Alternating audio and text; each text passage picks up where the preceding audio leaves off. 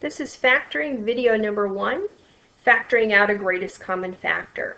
Notice in both of these examples you have two terms, and typically what you will see is you'll only be factoring out the greatest common factor, at least in these two cases.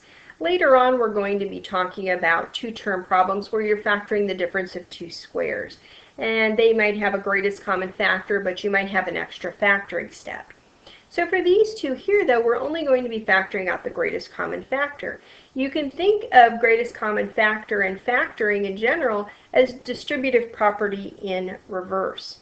So for number 1, I'm going to go ahead and take out the greatest common factor of both the integer values of the two terms as well as the variable portions of the terms. So I have a greatest common factor of 8 and 16, which is an 8. And then when I look at the variable portions, I have the greatest common factor of x squared and x, and that's going to be x, because x is the variable where the exponent is the smallest.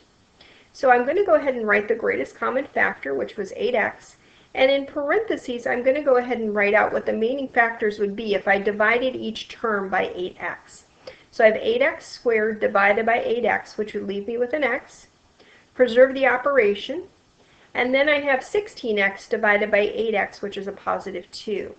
And I can check my factored form by redistributing if I wanted to. And I can see that 8x times x is 8x squared, and 8x times 2 is 16x. Notice that the inside of this is linear, and it's a two-term, and I've already taken out greatest common factors, so it is finished.